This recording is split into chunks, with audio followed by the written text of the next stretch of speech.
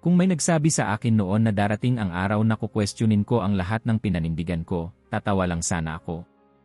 Hindi dahil mayabang ako, kundi dahil sigurado ako. Siguradong sigurado. Ako ang tipo ng pastor na may sagot sa lahat ng tanong, kahit sa mga tanong na hindi naman talaga tinatanong. 3 taon na ang nakalipas mula nang muntik na akong mamatay. At kung naririnig mo ang boses ko ngayon, malinaw, buo, at buhay, may dahilan yon. Isang dahilan na hindi ko kailanman itinuro sa pulpito. Isang dahilan na minsan kong itinanggi buong buhay ko. Ang pangalan ko ay Daniel Reyes. Ngayong umaga, nakaupo ako sa maliit naming terasa dito sa Antipolo, pinagmamasdan ang anak kong babae habang naglalaro sa bakuran. Tumatawa siya, walang kaalam-alam na minsan, pinaniwalaan ng mga doktor na hindi na ako aabot para marinig ang unang tawa niya. Sa bawat halakhak niya may kurot sa dibdib ko. Hindi sakit. Pasasalamat. At kaunting takot. Dahil ang kwentong ito, kapag lumabas na sa bibig ko, hindi na mababawi. Daniel, sabi ng asawa kong si Elena mula sa loob ng bahay. Lalamig na ang kape mo. Umiti ako. Hayaan mo lang. Mas gusto ko ang ganito. Tahimik. Tahimik. Isang salitang bihira sa buhay ko noon. Sa loob ng 15 taon, ako ang punong pastor ng isang malaking Baptist Church sa Quezon City. Mahigit 800 miyembro. Tuwing linggo, puno ang upuan. May mga nakatayo pa sa likod. May mga galing pa sa ibang lungsod para lang makinig. Kilala ako bilang pastor na diretsyo magsalita, walang paligoy-ligoy, walang kompromiso. Kapag may tanong tungkol sa doktrina, alam ng lahat kung kanino lalapit. Pastor Daniel, ano po ang masasabi ninyo tungkol sa debosyon kay Maria? Tanong ng isang bagong miyembro noon matapos ang isang Bible study. Hindi ako nag-atubili. Si Maria ay pinagpala. Ngunit siya ay tao lamang. Ang anumang labis na pagtingin sa kanya ay naglalayo sa atin sa tunay na sentro ng pananampalataya. Tumango ang mga tao. May ilan pang pumalakpak. Ganun ako noon. Malinaw. Matatag. Walang puwang ang duda. Lumaki ako sa isang pamilyang ebanghelikal sa Bulacan. Ang ama ko ay diakon. Ang ina ko ang nangunguna sa worship team. Bata pa lang ako, kabisado ko na ang mga talata sa Biblia. Sa edad na 12, narinig ko raw ang tawag ng Diyos. Iyon ang sabi ng pastor nang ipatong niya ang kamay sa ulo ko. Ang batang ito, wika niya, ay magiging makapangyarihang mangangaral. Pinaniwalaan ko yon. Buong buo. Sa seminaryo, ako ang laging handa. Ako ang may pinakamahabang notes, pinakamalinaw na argumento. At doon din tumibay ang paninindigan ko laban sa mga paniniwalang hindi namin kinikilala. Hindi dahil galit ako, kundi dahil kumbinsido ako na tama ako. May kaibahan yon. Malaki. Nakilala ko si Elena sa simbahan. Tahimik siya. Hindi pala salita. Pero kapag ngumiti, parang humihinto ang ingay ng paligid. Isang guro sa Sunday School. May malasakit na hindi kailangang ipangalandakan. Nang ligawan ko siya, tinanong niya ako isang gabi habang naglalakad kami pauwi. Daniel, sabi niya, sigurado ka ba sa lahat ng itinuturo mo? Napahinto ako. Ngumiti. Kung hindi, hindi ako dapat narito. Tumango siya. Gusto ko lang malaman. Bago tayo magsimula, mag-like at mag-subscribe dahil may mga bagay dito na kailangan mong malaman bago ang sinuman. Nagpakasal kami makalipas ang 2 taon. Simple lang ang kasal. Walang engrande. Pero puno ng pangako. Akala ko, ganoon palagi ang magiging takbo ng buhay namin. Diretso. Maayos. Planado. Ngunit may mga panalangin pa lang kahit gaano mo kabisado ang tamang salita, hindi agad sinasagot. 1 taon. 2 taon. 3. Tuwing buwan, pareho kaming umaasang may magbabago. Tuwing buwan, pareho rin kaming nadidismaya. Si Elena sa una, tahimik lang. Ngiti pa rin sa simbahan. Sipag sa pagtuturo. Pero sa bahay, may mga gabing naririnig ko siyang umiiyak sa banyo, pilit pinipigilan ang hikbi. Okay ka lang, tanong ko minsan.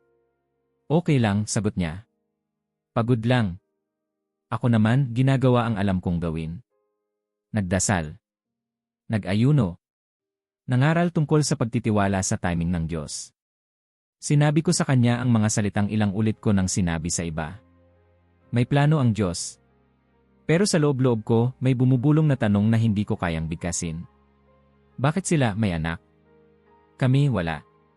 Hindi ko yun sinabi kahit kanino. Hindi pwedeng malaman ng iglesia na ang pastor nila ay may tanong na walang sagot. Hindi pwedeng makita nila ang bitak. Isang gabi, matapos ang mahabang pagpupulong ng mga leader, umupo ako mag-isa sa opisina. Nakapatay ang ilaw. Tanging liwanag ay mula sa post sa labas. Napasandal ako sa upuan. Panginoon, bulong ko. May mali ba sa akin? Walang sagot. Tahimik. Iyon ang unang pagkakataon na naramdaman kong hindi sapat ang lahat ng alam ko. At doon nagsimulang magbago ang lahat. Hindi ko pa alam noon na ang katahimikang iyon ang magiging simula ng pinakamalaking pagsubok ng buhay ko. Hindi ko pa alam na ang lalaking sigurado sa lahat ay unti-unting huhubarin ng buhay, piraso kada piraso. At higit sa lahat, hindi ko pa alam na may darating na gabi na dudurog sa lahat ng itinayo kong paniniwala at bubuo sa akin muli sa paraang hindi ko kailanman inasahan. Kung may isang lugar sa mundo na pakiramdam ko ay buo ako, iyon ay ang altar. Doon, malinaw ang boses ko. Doon, tuwid ang likod ko. Doon, alam ko kung ano ang sasabihin at kailan ito sasabihin. Ngunit pag-uwi ko sa bahay, kapag isinara na ang pinto at humupa na ang ingay ng araw, may ibang katahimikan na sumasalubong sa akin. Hindi iyong katahimikang nagbibigay pahinga, kundi iyong mabigat, parang may gustong magsalita pero walang lakas ang tinig. Tahimik ang bahay namin ni Elena. Hindi dahil wala kaming pag-uusapan, kundi dahil pareho naming alam kung ano ang iwasan. Tuwing umaga, nauuna akong gumising. Automatic na ang galaw ko, timpla ng kape, bukas ng Biblia, isang maikling panalangin. Naririnig ko si Elena sa kusina paminsan-minsan, maingat ang hakbang, parang ayaw istorbohin ang iniisip ko. Kapag nagkatinginan kami, may ngiti. Palagi namang may ngiti. Pero pareho naming alam, may kulang. May klase ka mamaya? Tanong ko minsan habang inaabot ko ang tasa niya. Meron, sagot niya. Mga bata. Lesson tungkol kay Abraham. Tumango ako. Maganda yan. Gusto kong sabihin, alam mo, matagal ding naghintay si Abraham. Pero kinagat ko ang dila ko. Hindi lahat ng talata ay nakakatulong kapag paulit-ulit. Sa simbahan, kabaligtaran ang mundo ko. May sigawan ng papuri, may luha, may palakpak. Kapag umaakyat ako sa pulpito, parang may ibang lakas na pumapasok sa akin. Nakikinig ang mga tao. Umaasa. At ramdam ko yon. Pastor Daniel, sabi ng isang lalaki minsan matapos ang serbisyo, salamat po sa mensahe. Parang kayo mismo ang nakakaalam ng pinagdadaanan ko. Umiti ako. Ang Diyos ang nakakakilala sa atin, sagot ko. Sanay na sagot. Ligtas. Malinis. Hindi ko sinabi na minsan ako rin ay nalilito. Lumipas ang mga taon na parang isang mahabang buwan. Bawat simula ay may pag-asa. Bawat pagtatapos ay may pagkadismaya. Dumating ang puntong hindi na namin kailangang magsalita kapag dumarating ang araw na inaasahan namin. Tinitignan ko lang si Elena at sapat na yon para malaman kung ano ang sagot. Isang gabi, nadatnan ko siyang nakaupo sa gilid ng kama, hawak ang maliit na kahon ng pregnancy test. Hindi siya umiiyak. Mas masakit iyon. Elena, tawag ko. Tumingin siya. Pilit mumiti. Okay lang ako. Umupo ako sa tabi niya.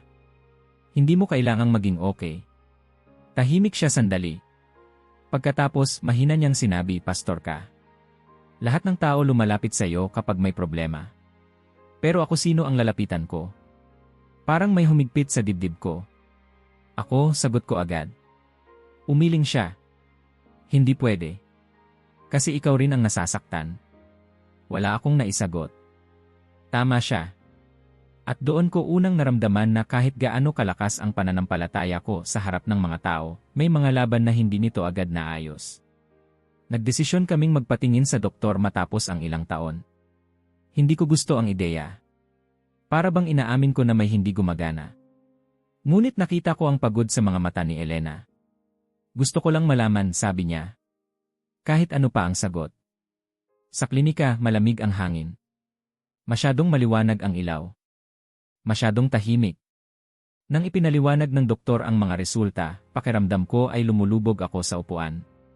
Sa kondisyon na ito, sabi niya, maingat ang tono, mahirap po. Hindi impossible. Pero mahirap. May magagawa ba? Tanong ko. May mga option, sagot niya. Pero walang garantiya.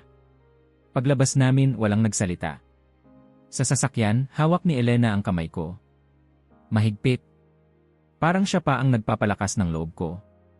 Daniel, sabi niya pagkatapos ng ilang minuto, hindi ito parusa. Alam ko iyon sa isip. Pero hindi sa puso. Sa mga sumunod na buwan, mas naging abala ako sa simbahan. Mas maraming meeting. Mas maraming sermon. Mas maraming proyekto. Hindi dahil kailangan, kundi dahil ayaw kong umuwi ng maaga. Ayaw kong harapin ang katahimikan. Miss ka na ng asawa mo, biro ng isa sa mga elder minsan. Tumawa ako. Magkasama naman kami araw-araw. Pero alam kong hindi yon totoo. Magkasama kami sa isang bahay. Pero may pagitan na hindi ko alam kung paano tatawirin. Isang gabi, habang naghuhugas ng pinggan si Elena, bigla siyang nagsalita. Daniel, sabi niya, hindi tumitingin sa akin, naiisip mo rin ba kung ano ang mali? Napahinto ako. Ano nang ibig mong sabihin? Kung may ginagawa ba tayong kulang? O sobra? Kung may kasalanan ba tayong hindi natin alam? Gusto kong sumagot agad. Gusto kong sabihin na wala. Na mabuti kaming tao. Na tapat kami. Pero may kung anong bumigat sa lalamunan ko. Hindi ko alam, sabi ko sa wakas. Tahimik ulit. Ngunit ang katahimikang iyon ay mas maingay kaysa sigawan ng tao sa simbahan. Sa panalangin ko gabi-gabi, nagsimula akong magpigil. Hindi na ako humihingi ng malinaw na sagot. Minsan, tanong lang. Hanggang kailan? Minsan naman, wala talaga. Nakaupo lang ako sa gilid ng kama, nakapikit, walang salita. At doon, sa kawalan ng tunog, may mga tanong na dahan-dahang umaangat. Mga tanong na hindi ko kailanman isinulat sa sermon. Mga tanong na, kung maririnig ng iglesia, baka magulat sila. Paano kung hindi sapat ang alam ko? Paano kung may mga bagay ang Diyos na hindi kasya sa balangkas ko? Hindi ko pa yon binibigkas ng malakas. Hindi pa. Ngunit unti-unti, nararamdaman kong may bumubukas sa loob ko. Isang pinto na matagal kong isinara. At hindi ko alam kung ano ang makikita ko kapag tuluyan ko itong binuksan. Sa labas, patuloy ang takbo ng buhay. Sa loob ng bahay, patuloy ang katahimikan. At sa pagitan ng dalawa, naroon ako, isang pastor na hinahangaan ng marami, ngunit unti-unting natututong aminin na may mga panalangin palang hindi agad sinasagot at may mga tanong palang nagsisimula hindi sa kawalan ng pananampalataya, kundi sa sobrang sakit. Sa simula, ayaw kong aminin na may mali. Mas madaling sabihin na pagod lang ako. Maraming gawain, maraming responsibilidad. Pastor ako. Natural lang mapagod. Iyon ang paulit-ulit kong sinasabi sa sarili ko tuwing gigising akong may mabigat na ulo at hapdi sa batok. Daniel, namumutla ka, sabi ni Elena isang umaga habang naghahanda ako para sa simbahan. Hindi ka ba natulog ng maayos? Okay lang ako, sagot ko agad, masyadong mabilis. Kaunting sakit ng ulo lang. Ngumiti siya, pero hindi iyon umabot sa mga mata niya. Matagal na niya akong kilala. Alam niya kung kailan ako nagsisinungaling kahit sa sarili ko. Sa pulpito, tuloy pa rin ako. Mas mahaba pa nga ang mga sermon ko. Mas malakas ang boses ko, parang gusto kong tabunan ang kung anong kumakatok sa loob ng katawan ko. Kapag may umuubo ako sa gitna ng pangangaral, tinatakpan ko ng biro. Pasensya na po, sabi ko minsan, tumatawa ang ilan, hindi pa yata tapos ang kape ko. Ngunit dumalas ang ubo. Dumalas ang hilo. May mga gabing nagigising akong pawis na pawis, hinahabol ang hininga. Sa salamin ng banyo, napansin kong pumapayat ako kahit hindi naman ako nagdadayet. Pinilit kong huwag pansinin.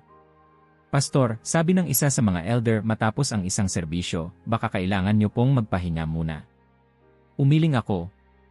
Marami pang kailangang gawin. Ang totoo, natatakot akong huminto. Takot akong kapag tumigil ako, hahabulin ako ng lahat ng tanong na iniiwasan ko. Isang gabi, habang nagmamaneho ako pauwi, bigla akong nahilo. Kailangan kong itabi ang sasakyan. Hawak ko ang manibela, pilit humihinga.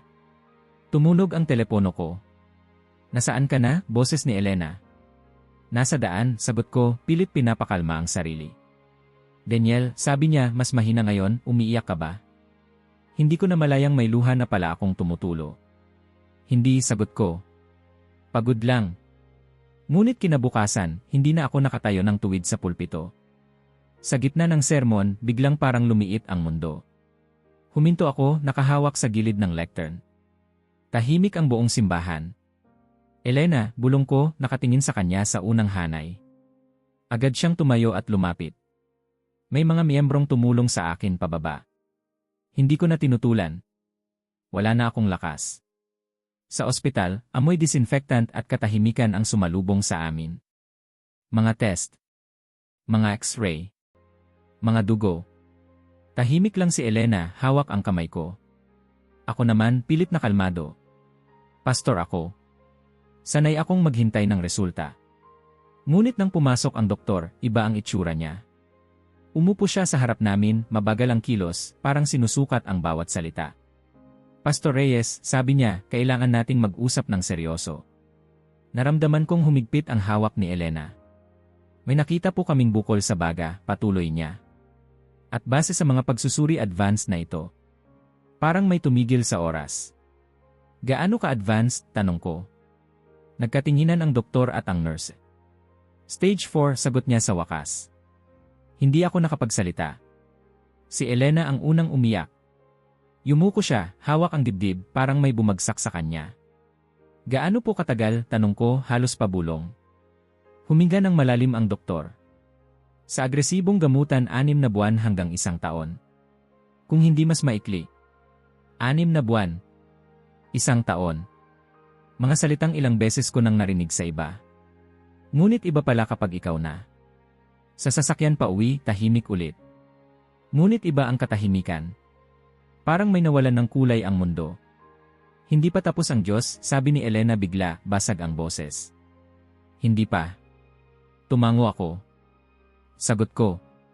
Ngunit sa loob ko, may isang tanong na sumigaw, sigurado ka ba? Mabilis kumalat ang balita sa simbahan. May nagpadala ng pagkain. May nagpadala ng mensahe. May nag-organisa ng prayer chain. Sa loob ng 2 araw, puno ang sala namin ng tao. Pastor, gagaling kayo, sabi ng isang babae, may luha sa mata. Naniniwala ako. Umiti ako. Salamat. Ngunit tuwing gabi, kapag kami na lang ni Elena, bumabalik ang takot. Hindi yung takot sa sakit, kundi sa pagkawala. Sa mga bagay na hindi ko matatapos. Sa mga tanong na baka hindi na masagot. Sinimulan ang chemotherapy. Mabigat. Nakakapagod. May mga araw na hindi ako makatayo. Nalagas ang buhok ko. Bumagsak ang timbang ko. At sa bawat linggong lumilipas, mas malinaw ang pakiramdam na wala na akong kontrol. Daniel, sabi ng isang leader ng denominasyon sa telepono, nagdarasal kami para sa'yo. Pero kailangan din nating pag-usapan ang pamumuno ng simbahan kung sakaling. Kung sakaling ano, tanong ko. Nag-atubili siya. Kung sakaling lumala. Iyon ang unang beses na narinig kong may nagplano ng simbahan na wala ako. Sa gitna ng lahat, pinilit kong magpakatatag. Nag-preach pa rin ako paminsan-minsan kahit nakaupo na lang. Ngunit sa bawat sermon tungkol sa pag-asa, may bahagi ng sarili kong hindi na sigurado. Isang hapon, tinawag ako ng doktor para sa follow-up. Masama ang itsura niya. Hindi po tumutugon ang katawan niyo sa gamutan, sabi niya. Kailangan na nating pag-usapan ang susunod na hakbang. Alin? Tanong ko. Palliative care, sagot niya. Para sa sakit. Para sa kalidad ng oras. Paglabas namin ng ospital, umulan. Malakas. Hindi kami agad pumasok sa sasakyan. Tumayo lang kami roon, hinahayaan ang ulan na mabasa kami. Daniel, sabi ni Elena, nakatingin sa akin, kahit ano pa ang mangyari, nandito ako. Hinawakan ko ang mukha niya. Hindi pa ito ang katapusan, sabi ko, mas para sa sarili ko kaysa sa kanya. Ngunit sa loob-loob ko, alam kong may paparating. Isang yugto na hindi ko kayang pigilan. At sa kung gaano kalalim ang dilim na yon, doon palang magsisimulang magbukas ang isang pinto na hindi ko inaasahang bubukas. May mga panalangin na dumarating na parang reflex. Hindi mo na iniisip ang salita. Lumalabas na lang sila sa bibig mo, parang nakasanayan ng katawan kahit hindi na sigurado ang puso. Doon ako napunta. Sa panahong ang pananampalataya ko ay parang makina na lang na patuloy na umaandar kahit paubos na ang gasolina. Araw-araw, pare-pareho ang eksena. Gigising ako na mas pagod kaysa noong natulog ako. Hihinga ako ng malalim pero hindi sapat. Parang may nakapatong sa dibdib ko na ayaw umalis. Sa una, iniisip ko pa rin na lilipas ito. Ngunit habang lumilipas ang mga linggo, naging malinaw na hindi na ako bumabalik sa dati. Unti-unti nawawala ako. Daniel, huwag ka munang bumangon, sabi ni Elena isang umaga, hawak ang balikat ko. Ako na ang kukuha ng tubig mo. No, sagot ko, pilit bumabangon. Kaya ko. Ngunit nang tumayo ako, biglang umikot ang paningin ko. Napaupo ulit ako sa kama, hinihingal. Hindi mo kailangang patunayan ang kahit ano, sabi niya, may halong awa at pagod sa boses. Hindi ka mas mababang tao dahil mahina ka ngayon. Umiti ako ng pilit. Pastor ako, sagot ko. Sanay akong tumayo. Hindi ko sinabi ang totoo, natatakot akong kapag humiga ako, baka hindi na ako bumangon. Ang chemotherapy ay naging parang orasan ng paghihirap. Alam ko na kung kailan darating ang hilo, ang pagsusuka, ang matinding pagod. Minsan, hindi ko na maabot ang banyo. Si Elena ang humahawak sa akin, ang naglilinis, ang nag-aalaga. Hindi siya nagrereklamo, ngunit ramdam ko ang bigat sa bawat kilos niya. Pasensya na, sabi ko minsan, nakahiga sa sofa, mahina ang boses. Sa ano? Tanong niya. Sa lahat. Umupo siya sa tabi ko. Hindi mo kasalanan ito. Pero sa loob-loob ko, paulit-ulit ang tanong, talaga ba? May mga araw na hindi na ako makapagbasa ng Biblia. Hindi dahil ayaw ko, kundi dahil parang wala nang pumapasok. Ang mga talatang dati nagbibigay lakas ngayon ay parang mga salitang nakasulat sa pader na hindi ko na maabot. Isang gabi, pinilit kong magdasal. Lumuhod ako sa tabi ng kama kahit masakit ang tuhod ko. Pumikit ako, naghintay ng tamang salita. Wala. Diyos, bulong ko. Tumigil ako. Hindi ko alam kung ano ang susunod. Hindi dahil wala akong alam na panalangin, kundi dahil natatakot akong magsabi ng totoo. Sa simbahan, patuloy ang panalangin para sa akin. May mga mensahe ng pag-asa. May mga pangako ng himala. Ngunit tuwing tinitingnan ko ang sarili ko sa salamin, mas malinaw ang sinasabi ng katawan ko kaysa sa lahat ng mensahe. Isang hapon, dumalaw ang isa sa mga elder. Tahimik siyang umupo sa sala, hawak ang Biblia.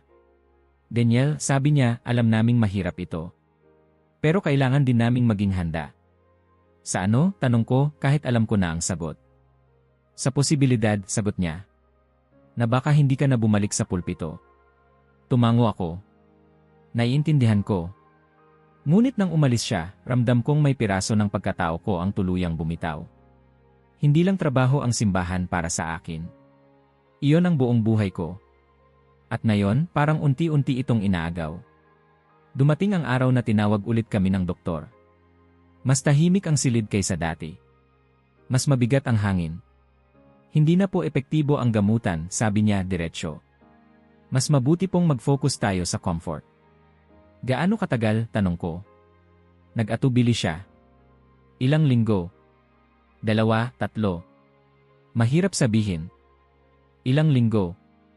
Parang hindi ka siya ang buong buhay sa 2 salitang iyon. Pag-uwi namin, hindi kami nagsalita. Umupo lang kami sa sala. Hawak ni Elena ang kamay ko, mahigpit, parang ayaw niya akong pakawalan kahit saglit. Takot ka ba? Tanong niya sa wakas. Tumango ako. Sa sakit? Umiling ako. Sa iiwan ko. Huminga siya ng malalim. Hindi ka nag-iisa. Ngunit alam naming pareho na may mga laban na kailangang harapin mag-isa. Mula noon, nagsimula na ang mga gabi ng walang tulog. Mas mahirap huminga kapag nakahiga, kaya sa sala na lang ako natutulog, nakaupo sa reclining chair. May maliit na ilaw sa gilid, may tunog ng oxygen machine na parang orasan na walang tigil. Sa mga gabing iyon, maraming pumasok sa isip ko. Mga sermon na sinabi ko na may sobrang kumpiyansa. Mga sagot na ibinigay ko na parang sigurado ako. Mga taong pinayuhan kong magtiwala lang kahit hindi ko alam kung gaano kabigat ang pinagdadaanan nila. Paano kung mali ako, bulong ko minsan sa dilim. Walang sagot. Tanging tunog ng makina. Hindi ako galit sa Diyos. Mas masakit iyon. Parang wala na lang. Parang may pader sa pagitan namin. Ako sa isang panig, siya sa kabila. Alam kong nandoon siya, pero hindi ko maramdaman. Isang gabi, narinig ko si Elena na umiiyak sa banyo. Dati, pinipigilan niya. Ngayon, hindi na. At doon ko naramdaman ang pinakamasakit na bahagi ng lahat. Hindi ko siya kayang iligtas sa sakit na dulot ng pag-alis ko. Elena, tawag ko ng mahina nang lumabas siya. Lumapit siya, lumuhod sa harap ko. Andito ako, sabi niya. Hinawakan ko ang mukha niya. Patawad, sabi ko ulit. Umiling siya. Huwag kang magpaalam. Hindi ka pa umaalis. Ngunit pareho naming alam na papalapit na ang hangganan. At doon, sa puntong wala na akong lakas, wala na akong sagot, wala na akong maipagmamalaki, may nangyari. Hindi biglaan. Hindi malakas.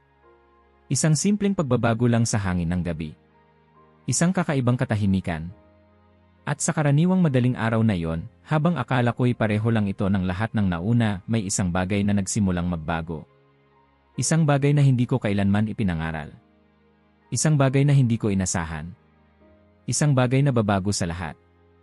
Madaling araw yon. Hindi espesyal. Hindi banal sa itsura. Isa lang sa napakaraming gabing pare-pareho ang anyo at pakiramdam. Nakaupo ako sa reclining chair sa sala, bahagyang nakatagilid ang katawan para mas makahinga. Ang ilaw ay mahina, sapat lang para makita ang orasan sa dingding. 2:30. Muli na namang gabi na hindi ako makatulog. Ang tunog ng oxygen machine ang tanging ritmo ng oras. Hina. Hinto. Hina. Hinto. Parang sinasabi ng makina kung kailan ako dapat mabuhay at kung kailan ako dapat magpahinga. Si Elena ay tulog sa kwarto, pagod na pagod. Ilang linggo na siyang halos hindi natutulog ng diretsyo. Ayokong gisingin siya.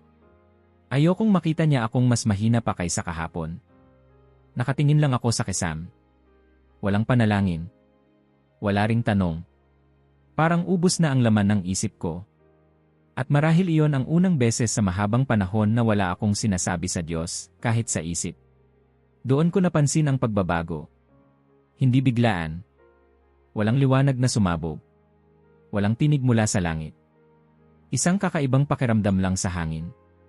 Parang biglang uminit ang paligid, hindi mainit na nakakapaso, kundi init na parang kumot sa malamig na gabi. Napakunot ako. Akala ko guni-guni lang. Epekto ng gamot. Pagod. Gutom. Marami akong dahilan. Pero sumunod ang amoy. Banayad. Malinis. Parang bulaklak. Parang rosas, ngunit hindi eksakto. Hindi iyon amoy ng bahay namin. Hindi rin amoy ospital. Napapikit ako, pilit iniintindi kung saan iyon nanggagaling. Huminga ako ng mas malalim at sa gulat ko, hindi sumakit ang dibdib ko gaya ng dati. Naramdaman ko ring parang may presensya sa sala. Hindi ko alam kung paano ko ipapaliwanag. Hindi iyon takot. Hindi rin kaba. Isang uri ng kapayapaan na matagal ko nang hindi nararamdaman. Dahan-dahan akong dumilat. May nakaupo sa upuan sa tapat ko. Isang babae. Tahimik. Parang matagal na siyang naroon. Hindi siya kumikislap. Hindi siya lumulutang. Wala siyang pakpak. Hindi rin siya mukhang galing sa pintura o estatwa. Isa lang siyang babae na nakaupo, diretso ang likod, nakapahinga ang mga kamay sa kandungan. Nakasuot siya ng simpleng asul na damit at may puting belo na bahagyang nakatakip sa buhok niya. Ang una kong napansin ay ang mga mata niya. May lalim. Hindi nakakatakot. Hindi rin mapanghusga. Parang nakatingin siya sa akin, hindi bilang pastor, hindi bilang pasyente, kundi bilang tao. Bilang anak. Daniel, sabi niya. Mahina ang boses niya, ngunit malinaw. Hindi ko alam kung paano, pero malinaw. Gusto kong tumayo.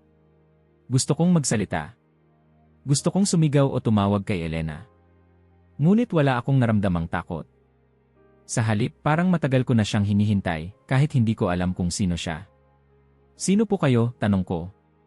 Ang boses ko, sa gulat ko, ay mas malinaw kaysa sa mga nakaraang linggo. Ngumiti siya. Hindi malaki. Hindi rin pilit. Isang ngiting may lungkot at pag-unawa. Isang ina, sagot niya. Na mahal ang kanyang mga anak. May kung anong gumalaw sa dibdib ko. Hindi sakit. Hindi rin hika. Parang init na gumapang mula sa loob palabas. Hindi ako nananaginip, sabi ko, mas para sa sarili ko. Hindi, sagot niya agad, parang alam niya ang iniisip ko. Gusto kong tumawa. Gusto kong umiyak. Gusto kong magtanong ng libong tanong. Ngunit ang una kong nasabi ay, bakit po kayo narito? Tumahimik siya sandali, saka dahan-dahang tumayo at lumapit sa akin. Lumuhod siya sa harap ko, parang si Elena kapag inaayos ang kumot ko sa gabi. Inabot niya ang noo ko at marahang hinaplos. Napagod ka na, sabi niya. At doon, parang may bumigay sa loob ko. Opo, sagot ko, pabulong. Pagod na po. Hindi ko na alam kung kailan nagsimulang pumatak ang luha ko. Hindi ko yon pinigilan. Hindi ko rin ikinahiya. Pinunasan niya ang pisngi ko gamit ang hinlalaki niya, dahan-dahan, parang matagal na niya akong kilala. Bakit po ninyo alam ang lahat ng ito, tanong ko. Hindi ko naman kayo kilala. Ngumiti siya ulit. Dahil matagal kitang kilala. Humina ako ng malalim. Marami po akong tanong. Alam ko, sagot niya. Marami po akong nasabing sigurado akong tama, patuloy ko.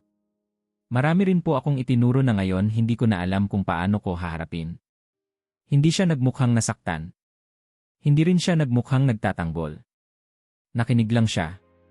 Takot ka, sabi niya. Tumango ako. Takot akong mamatay. Takot akong iwan ang asawa ko. Takot akong mali ang lahat ng pinaniwalaan ko. Tahimik siya sandali. Pagkatapos, marahan niyang sinabi, ang pananampalataya ay hindi nasusukat sa dami ng tamang sagot, Daniel. Kundi sa tapang na magtanong kapag masakit na. Napalunok ako. Kung ganoon po, sabi ko, nanginginig ang boses, bakit hinayaan ng Diyos ang lahat ng ito? Bakit ang sakit? Bakit ang pagkabigo? Bakit ang katahimikan? Tumingin siya sa akin, diretsyo, walang pag-iwas. Dahil ang mundo ay sugatan, sagot niya. Ngunit ang Diyos ay hindi lumalayo sa sugat. Gusto kong magtanong pa, ngunit may nangyari. Habang nakahawak pa rin siya sa akin, may kakaibang pakiramdam na gumapang sa katawan ko. Parang may dumadaloy. Hindi mainit. Hindi malamig. Isang lakas na hindi ko maipaliwanag. Napapikit ako. Humina ako ng malalim. At sa unang pagkakataon matapos ang maraming buwan, hindi sumakit ang dibdib ko. Napadilat ako. Ano po ito? Tanong ko, gulat. Hindi pa siya sumasagot, ngunit naramdaman kong may nagbabago. Ang bigat sa katawan ko, unti-unting gumagaan. Ang hapdi sa baga ko, parang humuhupa. Hindi biglaan. Hindi parang kidlat. Ngunit malinaw. Totoo. At sa sandaling iyon, may isang katiyakan na pumasok sa akin. Isang katiyakang hindi galing sa isip, kundi sa puso. Alam ko kung sino siya. Isa po ba kayo, nagsimula ako, nanginginig? Ang Virheng Maria. Hindi siya tumanggi. Hindi rin siya nagpakilala. Ngumiti lang siya, at sa ngiting iyon, parang may lahat ng sagot kahit walang salita. At hindi pa ito tapos, sabi niya ng marahan. At doon ko naramdaman na may mangyayari pa. Isang bagay na hindi kayang ipaliwanag ng medisina. Isang bagay na babaguhin hindi lang ang katawan ko, kundi ang buong buhay ko. Hindi ko alam kung gaano katagal akong nakaupo roon matapos ang lahat.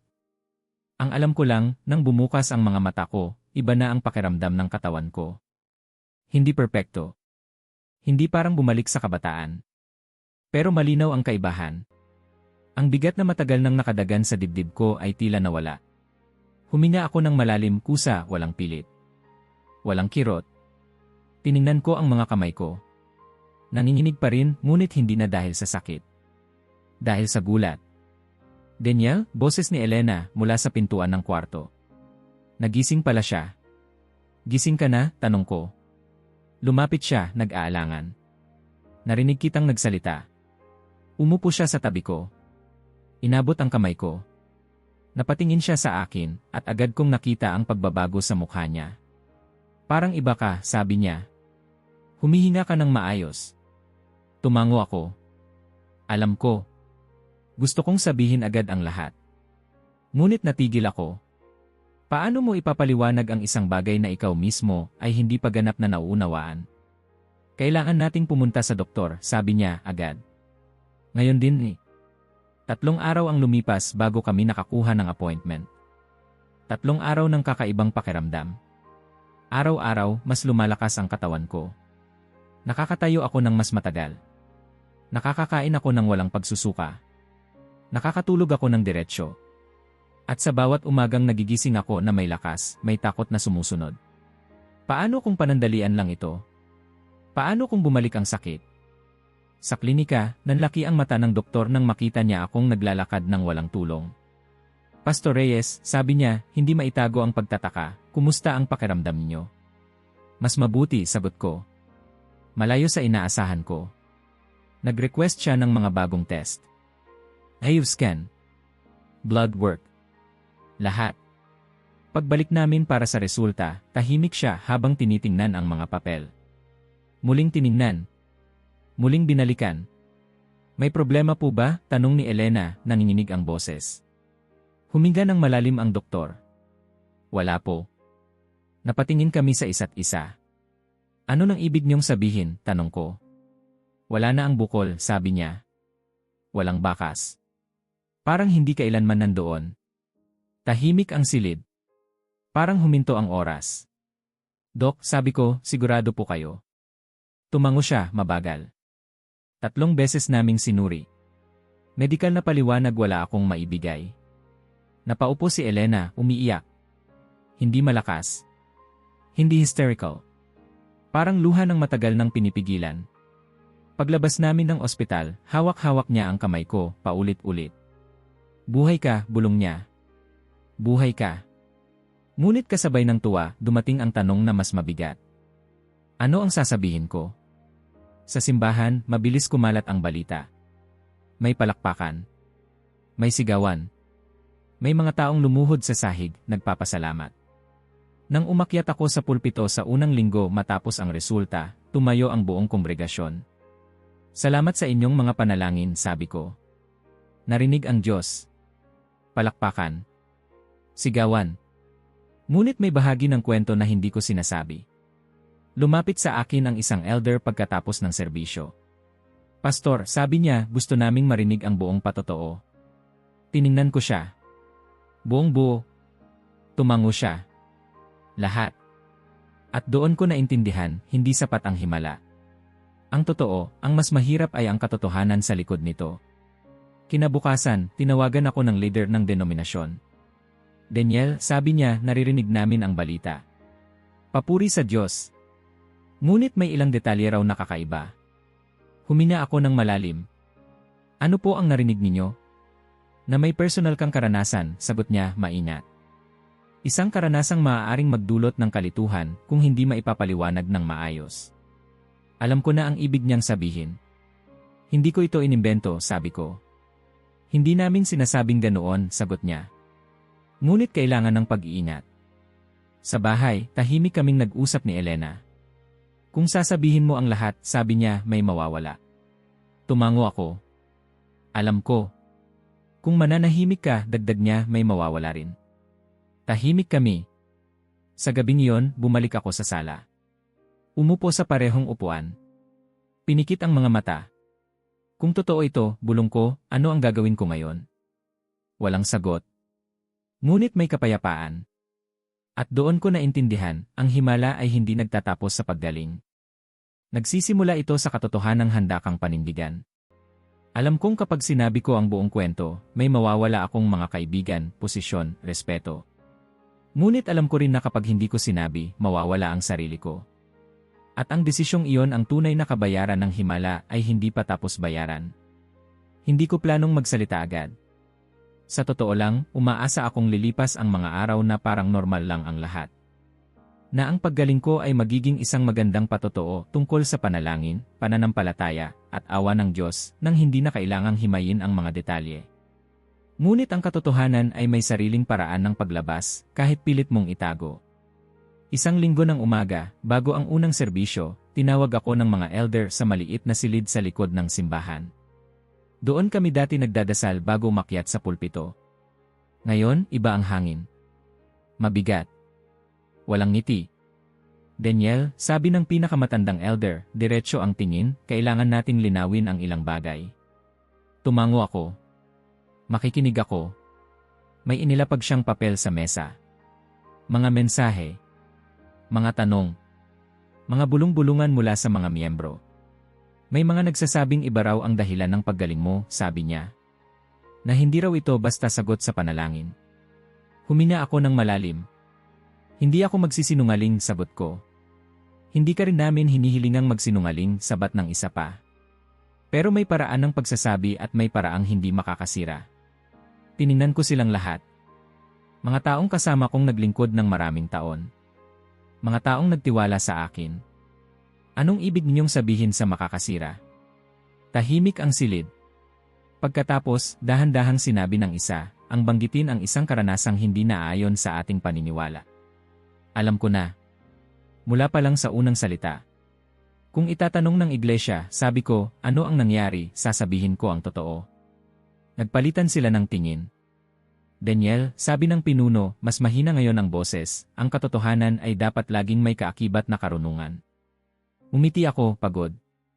Iyon din ang itinuro ko sa loob ng maraming taon. Umakyat pa rin ako sa pulpito noong araw na yon. Puno ang simbahan. May kakaibang sigla. May bulungan. Ramdam ko ang paghihintay. Mga kapatid, panimula ko, alam ninyo ang pinagdaanan ko nitong mga nakaraang buwan. Tumango ang marami. May mga mata na agad na mula. At alam din ninyo, patuloy ko, na ako'y gumaling sa paraang hindi maipaliwanag ng medisina. May palakpakan. Ngunit hindi ako huminto roon. Ngunit hindi magiging buo ang patotoong ito, sabi ko, mabagal at malinaw, kung itatago ko ang isang mahalagang bahagi. Tahimik ang buong simbahan. Ikinuwento ko ang gabi. Ang katahimikan. Ang presensya. Ang pag-uusap. Hindi ko ginawang doktrina. Hindi ko ginawang argumento. Isinalaysay ko lang ang naranasan ko, gaya ng isang taong nagsasalita tungkol sa isang sandaling nagbago ng buhay. Nang banggitin ko ang Virheng Maria, may mga napasinghap. May mga nagbulungan. May ilan na yumuko ang ulo, parang hindi matanggap. Pagkatapos ng serbisyo, hindi ako agad bumaba. Nanatili akong nakatayo, hinihintay ang mangyayari. At dumating na. Pastor, sabi ng isang lalaki, galit ang boses, paano ninyo nagawang ituro sa amin ang mga bagay na taliwas sa itinuro ninyo noon? Hindi ko binabawi ang itinuro ko, sagot ko. Ibinabahagi ko ang naranasan ko. Hindi pwedeng pareho iyon, sagot niya. Kailangan niyong pumili. Sa mga sumunod na araw, sunod-sunod ang tawag. Mula sa mga leader. Mula sa denominasyon. Mga paanyaya sa pag-uusap na alam kong hindi talaga pag-uusap. Daniel, sabi ng supervisor sa isang pulong, nagiging sanhi ka ng kalituhan. Hindi iyon ang intensyon ko, sagot ko. Ngunit iyon ang epekto, sabi niya. At bilang mga leader, kailangan naming pangalagaan ang kawan. Pati ba sa katotohanan, tanong ko. Tahimik sila. Makaraan ng ilang linggo ng panalangin at pag-iisip, umupo ako sa mesa sa bahay, kaharap si Elena. Kung manatili ako, sabi ko, kailangan kong manahimik. At kung magsalita ka, tanong niya. Hindi na ako makakabalik. Tahimik siya sandali. Pagkatapos, hinawakan niya ang kamay ko. Mas matagal na kitang kilala kaysa sa simbahan, sabi niya. At alam kong hindi mo kayang mabuhay ng kalahati lang.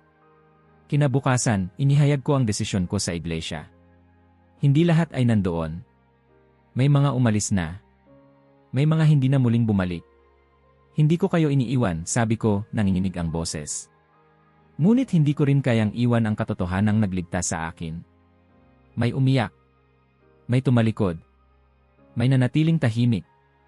Pag-uwi namin, parang mas tahimik ang bahay kaysa dati. Ngunit iba na ang katahimikan. Masakit. Ngunit totoo. Lumipas ang mga buwan. Walang titulo. Walang pulpito. Walang malinaw na direksyon. Ako, si Elena, at ang tanong na, sino ako ngayon kung hindi na ako pastor? Isang umaga, habang nag-aalmusal kami, tahimik na inilapag ni Elena ang isang maliit na bagay sa mesa. Isang pregnancy test. Positibo. Napatayo ako. Elena, totoo ba ito? Tumango siya, umiiyak at tumatawa ng sabay. Mukhang Hindi ko alam kung ano ang unang lumabas, luha o halakhak. Niyakap ko siya ng mahigpit, parang baka mawala siya. Matapos ang lahat ng nawala, may ibinigay. At doon ko naintindihan, ang kwento ko ay hindi pala tungkol sa pagkawala ng isang ministeryo. Tungkol ito sa pagbubuo ng isang bagong pagkatao. At hindi pa ito ang huli. 3 taon na ang lumipas mula noong gabing iyon. 3 taon mula nang akala ko'y katapusan na, ngunit naging simula pala. Ngayon, kapag nagising ako sa umaga, hindi na tunog ng makina ang una kong naririnig. Tawa na ng bata. Ang tawa ng anak namin ni Elena. Papa, sigaw niya tuwing makikita niya akong lumalabas ng kwarto, parang ilang araw kaming hindi nagkita kahit kagabi lang. Kinukuha ko siya sa mga bisig ko, naamoy ko ang buhok niya, at may sandaling napapapikit ako. Hindi dahil pagod. Dahil sa pasasalamat. May mga araw na kailangan kong ipaalala sa sarili ko na totoo ito. Na hindi ito panaginip. Nabuhay ako. Na narito siya. Simple lang ang buhay namin ngayon. Wala na kaming malaking simbahan. Wala na akong titulo sa pangalan ko. Walang opisina, walang sekretarya, walang schedule na puno ng pulong. May maliit kaming bahay sa Antipolo. May bakuran. May mesa sa kusina kung saan madalas kaming nagkakape habang naglalaro ang anak namin sa sahig. At paminsan-minsan may mga taong dumarating. Hindi para sa isang serbisyo. Hindi para sa isang programa. Dumarating sila para makinig. Para magtanong. Para magsabi ng, Pastor Daniel, pwede ba akong magkwento? Iyon ang bagong anyo ng ministeryo namin. Walang entablado. Walang mikropono. Minsan, 5 lang kami. Minsan, 10. Minsan, isang tao lang na may mabigat na dalang tanong. Hindi ko na alam kung nasaan ang Diyos, sabi ng isang lalaki minsan, hawak ang tasa ng kape. Pero may nagsabi sa akin na baka maintindihan mo. Tumingin lang ako sa kanya. Hindi ko rin alam ang lahat, sagot ko. Pero pwede tayong umupo at mag-usap. Iyon na ngayon ang kaya kong ialok. Hindi kasiguraduhan, kundi presensya. Kung nakikinig ka ngayon, gusto kong malaman mo ito, hindi ko kinukwento ang buhay ko para patunayan ang isang paniniwala. Hindi rin para ipanalo ang isang argumento. Hindi ito kwento tungkol sa relihiyon. Tungkol ito sa pag-asa. Tungkol ito sa mga sandaling akala mo'y tapos ka na, ngunit may natitira pa palang pahina. May mga nagtatanong pa rin sa akin, Daniel, sigurado ka bang hindi mo lang iyon inisip? Umiti lang ako. Itinuturo ko ang anak ko na abala sa pagguhit sa sahig. Hindi ko kayang ipaliwanag ang lahat, sagot ko. Pero kaya kong ipakita ang bunga. Hindi naging madali ang lahat. May mga kaibigang hindi na namin nakausap. May mga taong iniwasan kami. May mga pinto na tuluyang nagsara. May mga gabing napatanong ako kung tama ba ang naging desisyon ko. Isang gabi, habang pinapatulog namin ang anak namin, tinanong ako ni Elena, may pagsisisi ka ba? Tahimik ako sandali. May lungkot, sagot ko. Pero hindi pagsisisi. Tumango siya. Ganoon din ako. Pagkatapos naming patulugin ang bata, umupo kami sa terasa. Tahimik. Mahangin. Daniel, sabi niya, kung hindi nangyari ang lahat ng iyon saan kaya tayo ngayon? Tumingin ako sa langit. Baka buhay pa rin, sagot ko. Pero hindi ganito kabuhay. Kung umabot ka hanggang dito, marahil may bahagi ng kwentong ito na tumama sa'yo. Baka hindi ka may sakit. Baka hindi ka pastor. Baka hindi mo alam kung ano ang paniniwalaan mo. Pero marahil may tanong kang matagal mo nang hindi sinasabi kahit kanino. Gusto kong sabihin sa'yo, hindi ka mahina dahil nagtatanong ka. Hindi ka kulang dahil napapagod ka. At hindi ka nag-iisa dahil tahimik ang paligid mo. Minsan, ang pinakadakilang pagbabago ay hindi dumarating na may ingay. Dumarating ito sa madaling araw. Sa katahimikan. Kapag wala ka ng lakas magpanggap. At kung nagtataka ka kung bakit ko ito ibinabahagi ngayon, may dahilan. Dahil hindi lang ito ang kwento. Marami pa akong narinig mula sa mga taong dumaan sa pintuan ng bahay namin. Mga kwento ng pagkawala. Mga kwento ng paggaling. Mga kwento ng pag-asa sa gitna ng pagdududa. Sa susunod na pagkakataon, ikukwento ko ang isa sa kanila. Isang taong halos sumuko na rin sa ibang dahilan, sa ibang paraan, ngunit natagpuan ang liwanag kung saan hindi niya inaasahan. Kaya bago ka umalis, hihilingin ko ito sa'yo. Kung may tanong ka, isulat mo sa mga komento. Kung may kwento ka, ibahagi mo. Kung may kakilala kang kailangang makarinig ng ganitong pag-asa, ipadala mo sa kanya ito. At kung gusto mong marinig ang susunod na kwento, sundan mo kami at panoorin ang susunod na kabanata. Hindi ito tungkol sa akin. Hindi ito tungkol sa isang himala. Tungkol ito sa posibilidad na hindi pa tapos ang kwento mo. At minsan, sapat na yon para magpatuloy. Kung naabot mo na ito, mag-iwan ng like at mag-subscribe dahil ang mga balitang tulad nito, ikaw ay dapat ang unang nakaalam.